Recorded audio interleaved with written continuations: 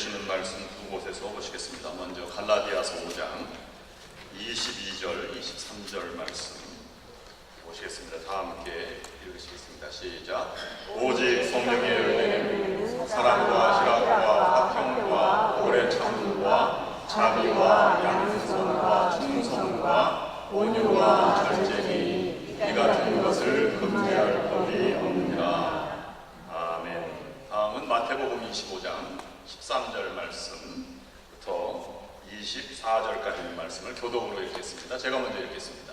그런즉 깨어 있으라. 너희는 그날과 그 때를 알지 못하느니라. 또 어떤 사람이 학교에 갈 때 두 종들을 불러 자기 수입을 맡음과 같으니 각각 그 재능대로 한 사람에게는 금 5달란트를, 한 사람에게는 2달란트를, 한 사람에게는 1달란트를 주고 떠났더니 5달란트를 받은 자는 바로 와서 그것으로 장사하여 또 5달란트를 남기고 2달란트 받은 자도 그같이 하여 또 2달란트를 남겼으되 1달란트 받은 자는 가서 땅을 파고 주 주인의 돈을 감수어 주었더니 오랜 후에 그 종들의 주인이 돌아와 그들과 결산할세 5달란트 받은 자는 5달란트를 더 가지고 와서 이르되 주인이 우리에게 5달란트를 주셨는데 보소서 내가 그 5달란트를 남겼나이다. 그 주인이 이르되 잘하였도다. 착하고 충성된 종아, 내가 적은 일에 충성하였으매 내가 많은 것을 내게 맡기리니 내 주인의 즐거움에 참여할지어다 하고 2달란트를 받았던 자도 와서 이르되 주인이 우리에게 5달란트를 주셨는데 보소서 내가 2달란트를 남겼나이다. 그 주인이 이르되 잘하였도다. 착하고 충성된 종아, 내가 적은 일에 충성하였으매 내가 많은 것을 내게 맡기리니 내 주인의 즐거움에 참여할지어다 하고 1달란트를 받았던 자도 와서 이르되 주인이여 당신이 무슨 사람 쉬지 않는 데서 벗고 깨끗이 하는 데서 모든 줄을 내가 알았으므로. 아멘. 우리 성가대 찬양이 있겠습니다.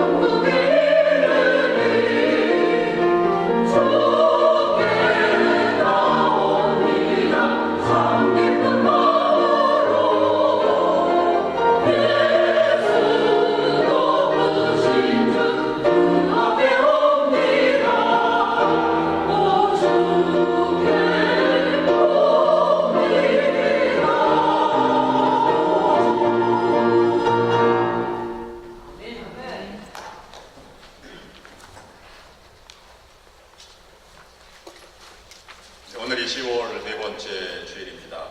오늘 예배당에 나와 예배드릴 여러분을 주님의 이름으로 환영하며 하나님의 은총과 복이 여러분과 여러분의 가정하는 모든 일 위에 가득하시기를 주님의 이름으로 축원합니다. 가을은 쓸쓸함의 계절이라 갖고 얘기하기도 하고 또 가을을 많이 타서 남자의 계절이라 이렇게 얘기도 합니다. 여러분 기가 죽어 있는 우리 남편들에게 기를 좀 살려주시고 그 이웃 사람은 이웃들에게 여러분 격려해 주셔서 길을 좀 세워주시기를 바랍니다. 오늘은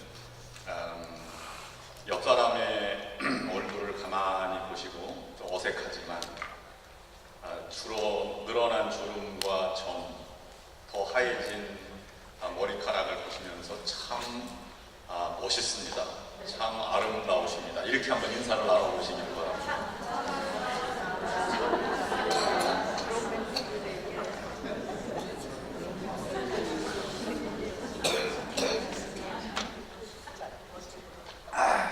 네, 잘하셨습니다. 어색하면 조금 지나면 다 해결이 되는 것 같습니다. 광야와 같은 세상을 10월 달까지 잘 살아오셨습니다. 지금까지 오신 것은 승리하신 것입니다. 앞으로 남은 2달도 하나님께 주어진 2017년 여러분 생애 가운데 승리하는 그러한 나머지 2달이 될 수 있기를 주님의 이름으로 축원합니다. 교회 사역도 가정도 일터도 어렵지만 최선을 다해서 봉사하며 헌신하며 살아왔습니다. 그것이 아름다운 열매로 맺어지기를 원합니다. 어느 날 아버지와 아들이 등산을 갔습니다. 낯선 곳에 처음으로 부자가 함께 텐트를 치고 등산을 가서 정상 정복을 향해서 떠나게 되었습니다. 아들은 손목에 시계를 차고 있었고 아버지는 왼손목에 나침반을 차고 여행을 떠났습니다. 정상까지 올라가기 전에 밑에 하룻밤을 자고 아침 일찍 산을 향해서 올라갔습니다. 나침반을 보고 가는 아버지가 너무 느리게 와서 아들은 아버지를 재촉하면서 이렇게 말했습니다. 아버지, 빨리 움직여셔야지 해 떨어지기 전에 정상을 갈 수 있습니다. 빨리 좀 걸으세요. 그럴 때 아버지는 나침반을 계속 보고 따라갔습니다. 참지 못한 이 젊은 아들은 성큼성큼 자기 혼자 답답함을 이기지 못하고 앞으로 나아갔습니다. 아들은 아들을 잃어버릴까 아버지는 아들을 따라갈 수밖에 없었습니다. 한참 가다가 우거진 숲풀 가운데 길을 잃고 말았습니다. 정상을 향해서 가는데 계속 가도 길이 나오지 않았어요.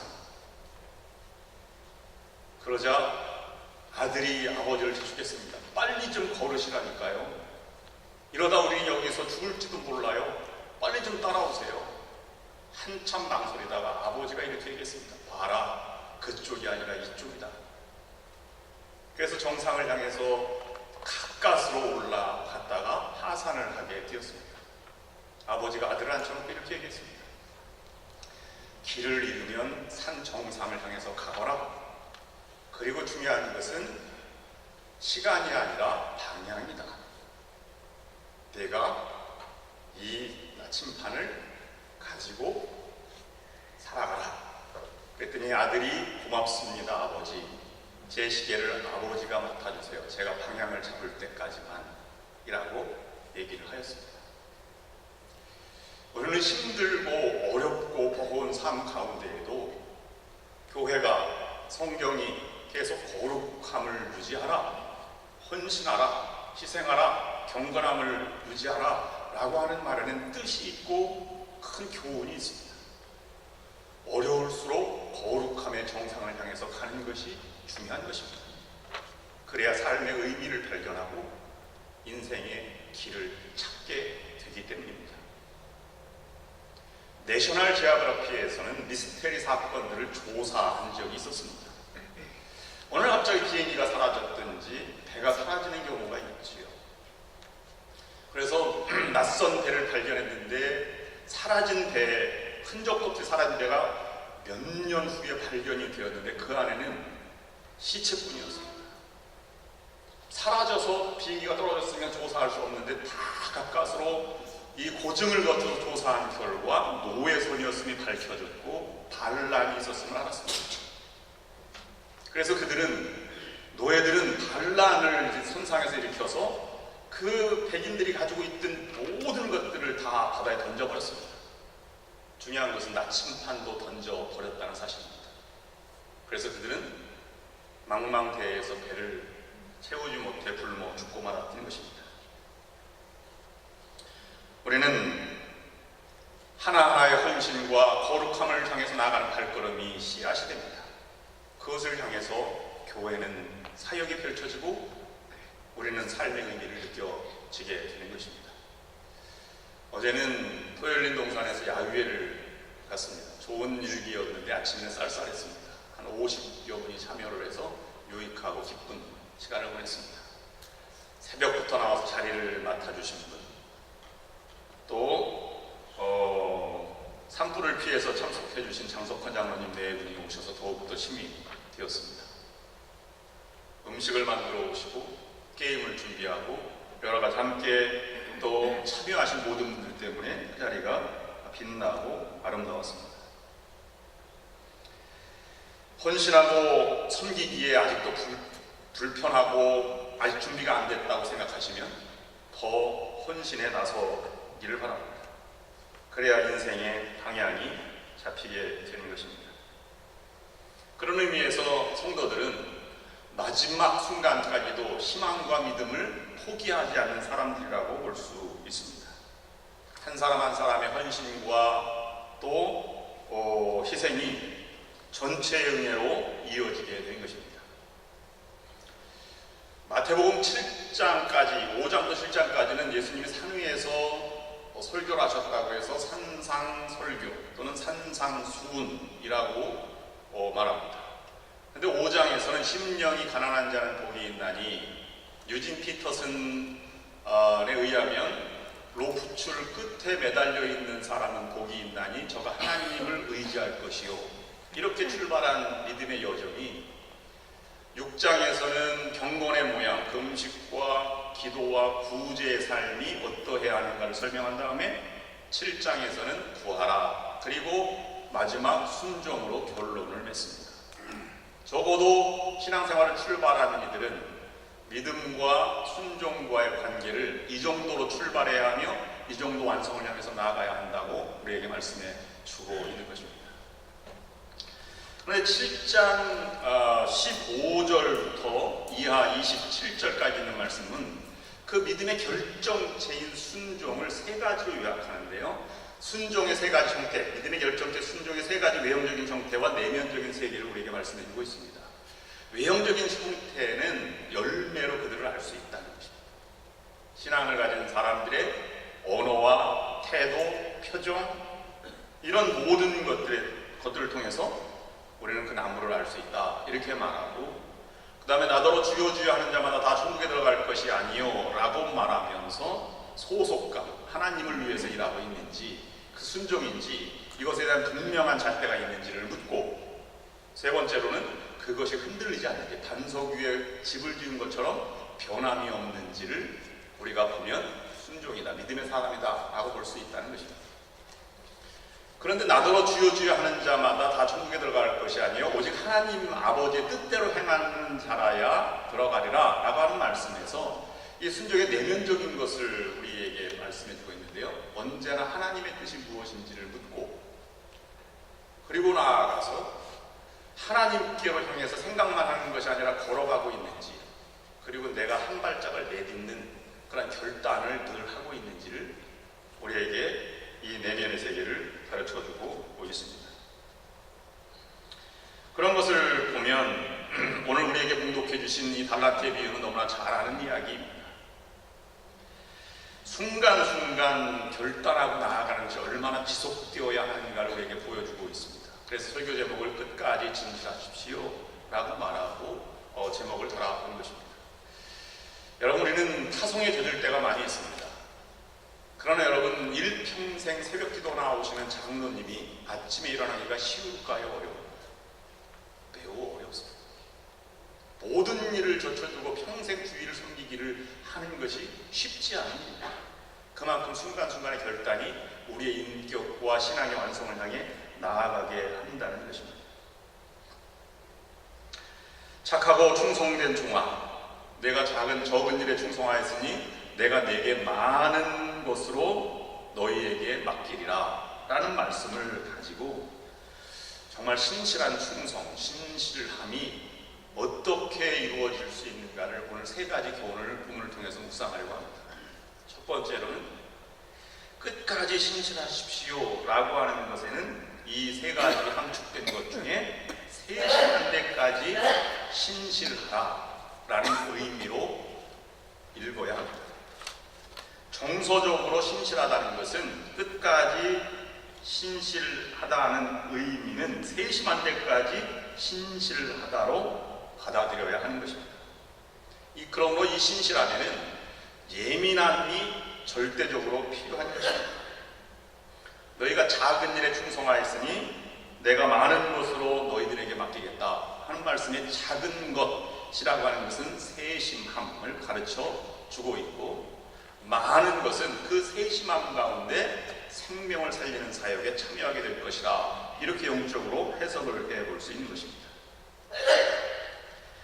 그러나 살다 보면 세심한 부분을 잃어버리기가 쉽습니다. 늘 보던 모습 그대로, 늘 있던 그대로 무뎌지게 바라보게 됩니다. 그래서 우리는 날마다 예배를 드리고 하나님께 기도하고 그리고 성경을 보는 그러한 것입니다. 갓 결혼한 신혼부부가 컵라면을 먹습니다. 아내가 남편에게 뜨거운 주전자를 주면서 조심하세요, 이무 뜨거워요, 그렇게 말했더니 남편이 당신 갖고 하지 마, 당신 다칠 수도 있어, 당신 튀면 안 돼, 이렇게 얘기했다는 것이죠. 우리는 그런 것을 보고 코먹은 소리로 하는 모습을 보고 닭살 부부라 이렇게 얘기하죠. 5년 후에 똑같은 라면을 먹습니다. 여보, 이 주전자 뜨거워. 그랬더니 남편이 하는 말이, 뜨거워야 라면이 있지 이 등.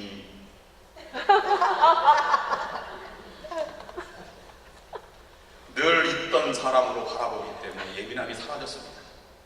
자세히 보면 연약함을 서로 나눠도 부족한 부부인데도 말입니다. 어느 날 아내가 이렇게 말합니다. 당신 도대체 나에게 관심이 없어요. 결혼할 때 관심 없어서 결혼했겠습니까? 이때 남편이 어떻게 말해야 합니까? 싸움을 할 때도 주제가 벗어나면 안 돼.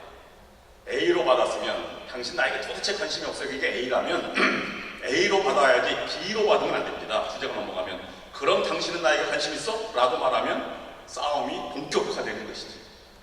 대화가 되지 않습니다. 그렇다고 해서 C로 받아도 안 돼요. 미안해, 당신한테 관심 없어서, 이렇게 말하면 그게 회피인지 상황을 모면하려고 하는 것인지 알 수가 없습니다. 그렇게 해서 정리가 되지 않습니다. 이렇게 말해보시면 A로 똑같이 말해도 남자들은 무뎌가지고 잘 몰라요. 당신 도대체 나에게 관심이 없어요. 그러면 머리 깎았어? 참 예쁜데? 이렇게 한번 말해보세요. 그러면 아내가 에이 그것도 몰라, 나 오늘 옷 새로 샀단 말이야, 이거 잘 맞아? 이렇게 대화가 되는 것이지요. 여러분, 예민함이 중요합니다. 그것이 생명을 살리는 것이고 감동을 만들어가는 것입니다. 충성된 종아, 적은 일에 충성하였으니는 사소한 것도 그냥 지나치지 않는 예민한 신앙적인 감각을 우리에게 요구하시는 것입니다. 얼마 전에 들려드린 감동적인 이야기, 새벽편지 가운데 김진영이 쓴 새벽편지입니다. 중고 컴퓨터를 판매하는 사업을 하는 사람이었는데요. 저녁 늦게 전화 한 통을 받았습니다. 아는 사람 소개로 전화를 드리는데요. 여기는 경상도 칠곡이라고 합니다. 제 딸아이가 6학년인데 서울에서 할머니랑 같이 살고 있어요. 컴퓨터 한 대가 꼭 필요할 것 같아서요. 얼마 정도면 살 수 있나요? 기사가 말했습니다. 22만 원 정도 합니다. 힘이 없어 보이는 아주머니 소리를 듣고 마음이 언짢았어요. 그래서 열흘 정도 지난 다음에 중고 컴퓨터 쓸만한 게 있어서 그 할머니에게 전화를 걸어서 가겠다. 그리고 가르쳐준 아주머니가 준 주소로 가지고 갔더니 다세대 주택 지하방이었습니다. 거기에 컴퓨터를 내려놓았더니 딸아이가 6학년 딸아이가 뛰어나오면서 야 컴퓨터다 이렇게 얘기했습니다. 할머니가 너 공부 잘하라고 엄마가 사온 거요. 학원 잘 다녀서 실컷 해. 어여 학원 먼저 갔다 와. 네 하고 소녀 아이가 나갔어. 컴퓨터 설치를 다 끝내고 차를 타고 가는데 길가 버스 정류장에 그 아이가 서 있는 것입니다. 어디까지 가니 내가 태워줄게. 네, 하계역이요. 기사는 반대 방향이지만 선뜻 아까 만났던 아저씨에게 다가오는 아이를 떼줄 수 없어서 그래 타거라 이렇게 갔습니다. 한 10분쯤 갔을 때 너무 급하게 화장실에 가고 싶다는 것입니다. 그래서 편의점 옆에 이 차를 세워놓고 이렇게 내려주었습니다. 그랬더니 아저씨 먼저 가세요. 나 됐어요. 이렇게 얘기하고 막 뛰어가는 것입니다. 근데 이 기사가 딱 자리 옆좌석 앉아있는 좌석을 보니까 거기에 검붉은 피가 있는 것이었지. 아마 초경을 하는 나이 정도 됐지 않았을까. 가슴이 섬뜩한 것입니다. 어떡할까 생각하다가 일단 뭐 좀 해보자고 해서 와이프에게 전화를 했습니다. 여보 나 여기 하계역 근처 가는 길인데 어서 빨리 와. 도대체 무슨 일이에요? 라고 물어와서 자초지종을 얘기했습니다. 그랬더니 오면서 전화해. 그래서 차에 오면서 전화를 하고 아내의 지시를 받았습니다. 편의점에 가면 사이즈가 있는 생리대를 사고 속옷을 사고 옆에 치마를 꼭 사와 라고 말해서 그 순서대로 다 했습니다. 그리고 아이가 들어간 건물 가까이 서 있는데 아내가 택시를 타고 와서 건물로 들어갔습니다. 방이 문 칸이 3개가 있는데 3개 가운데 2칸은 열려있고 하나가 잠겨 있었어요. 아내가 설득적으로 얘기합니다. 자연스럽게 타이르면서 얘기를 했더니 여자아이가 울면서 나오는 것이에요. 그래서 그 아이에게 다 잘 해주고 그리고 그 아이의 두통이 퉁퉁 부은 걸 보고 마음이 많이 아팠습니다. 다른 가정 같았으면 외식도 하고 축하도 하고 할 일인데 말입니다. 그냥 집에 가겠다고 하는 아이를 다시 집으로 내려다 주고 그 다음에 집으로 가는 길 중에 아내가 묻습니다. 여보 돈 받았어? 네 22만 원 받았지. 그걸 받으면 어떻게 다시 갖다 주고 와. 컴퓨터 값이 내렸다고 해서 다시 갖다 주고 와. 그래서 갖다 주고 다시 나왔어. 그때 아내가 남편 운전하는 뒤에도 머리를 이렇게 만지면서 말합니다. 자식. 저녁 11시쯤에 전화가 왔습니다. 여기 7곡입니다. 고맙습니다. 고난도 있고 힘이 들어도요 하나님의 음성을 들을 수 있어야 섬김과 헌신이 있는 것이죠. 그 배려하는 마음에 생명의 역사는 싹이 트고 기적은 일어나게 되는 것입니다. 여러분도 고난을 묵상하고 그리고 예민한 섬김의 삶을 살아가셔서 생명의 사역을 살리는 충성된 신실한 종들이 될 수 있기를 주님의 이름으로 축원합니다. 두 번째는 끝까지 신실하십시오 라고 하는 것은 완성할 때까지 신실하라는 뜻이 함축되어 있습니다. 완성할 때까지라고 하는 것은 끝이 있다는 것이죠. 거기에는 사명감, 주어진 일, 맡겨진 일이라는 의식이 있는 것입니다. 믿음직스럽다와 충성스럽다는 같은 말입니다. 그런데 충성스럽다가 성실하다와 맞는 말입니다. 마음의 내면의 자세를 가르쳐 말하는 것이죠. 이 일을 함에 있어서 나는 겉으로만 하는 것이 아니라 진정한 일을 하겠다는 것입니다. 어떤 자매가 취직을 하러 광고를 보고 왔어요. 갔더니 아직 공사가 안 돼서 사무실에서 이제 자기 사업을 막 펼치는 젊은 남자가 비서를 구하는 것이었습니다. 그래서 찾아온 이 자매에게 막 설명을 막 했습니다. 내가 얼마나 위대한 사람인지 너는 여기 내 비서로서 잘 작성하고 나를 선전하고 이렇게 해나가야 하는 것이야. 그랬더니 밖에 노크가 들렸어요. 똑똑똑. 그랬더니 이 사람이 갑자기 젊은 사람이 책상으로 가더니 수화기를 들고 나 하는 거 잘 봐. 이렇게 하는 거야. 그래서 얘기를 막 했어요. 사장님, 뭐 저예요. 그래서 막 한참 후에 이렇게 전화를 막 끊더니 전화를 끊었습니다. 그랬더니 그 녹화한 사람이 이 사장을 맞다 우회아래를 쳐다보더니 사장이 말했어요. 어떻게 오셨어요? 그랬더니 네, 전화회사에서 전화 연결하러 왔습니다. 이렇게 얘기했답니다. 그냥 성실한 사람, 그 자매가 그 회사에 취직이 했을까 안 했을까요? 보나마나 뻔한 것 아니겠습니까? 오늘 본문에 중요한 단어 하나가 등장하는데요. 거기에 보면 또 어떤 사람이 타고 갈 때 종들을 불러 자기 소유를 맡긴 것 같으니 이렇게 말하고 난 다음에 19절 말씀에 오랜 후에 라는 말이 있습니다. 오랜 후에 왔다는 것이죠. 근데 이 세 종들은 두 사람은 올 거를 준비했고 한 사람은 올 걸 준비 안 했는지도 모릅니다. 그러니까 땅에 묻어두었겠죠. 여러분, 마태복음 24장, 25장에 있는 말씀은 기독교 교리에서 중요한 근거를 제시하는 장인데요. 이것은 때에 관한 말씀입니다. 종말의 때, 또는 25장은 다시 인자가 다시 온다고 하는 재림의 때를 가르쳐 말하고 있는 것입니다. 여러분, 그리스도가 다시 이 땅에 오신다는 것을 머리로 하는 것과 생각으로 하는 것과 내 것을 준비하는 것과는 전혀 다른 차원이 아니겠습니까? 이것을 끝까지 마지막이 있다라고 생각해서 끝까지 성실하게 최선을 다하는 것을 우리는 종말론 신앙이라 이렇게 말하고 있는 것입니다. 거기에 종말론 앞에 우리에게 주어진 생명과 시간과 물질과 능력과 재능을 가지고 살아가도록 우리를 부르셨다고 하는 것입니다. 여러분 인생을 통해서 완성의 때까지 신실함을 잃지 않는 여러분들이 될 수 있기를 바랍니다. 세 번째, 끝까지 신실하라는 말은 생명을 다하는 날까지 신실하라는 의미가 내포되어 있습니다.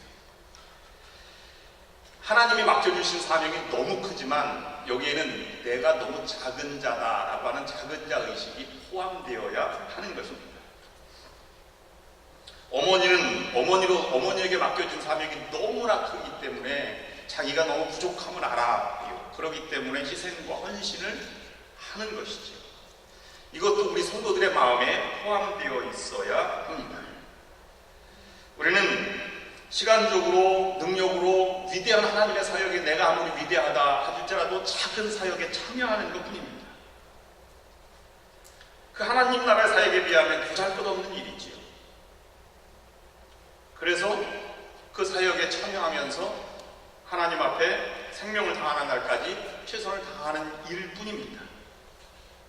여러분, 금 한 달란트면 얼마나 큰 것이냐 하면 유대 예수님 당시의 금 한 달란트는 노동자가 20년을 먹지 않고 저축해야만 얻을 수 있는 돈이라고 합니다.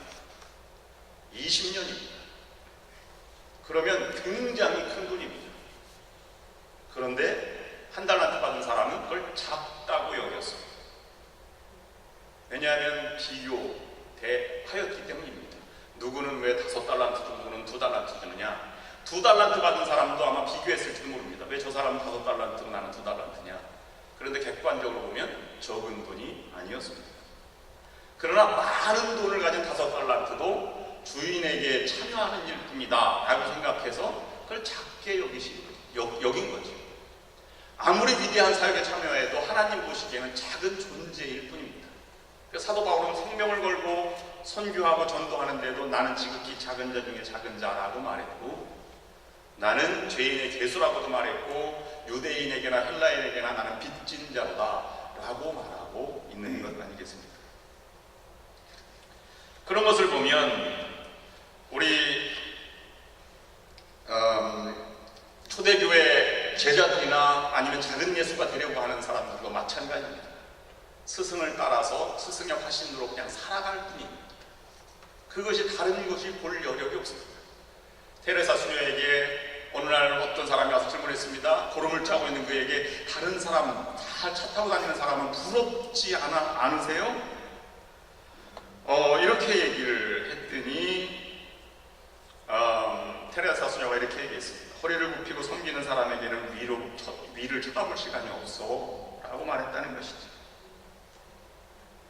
제자란 그저 따라서 살아가는 뿐입니다.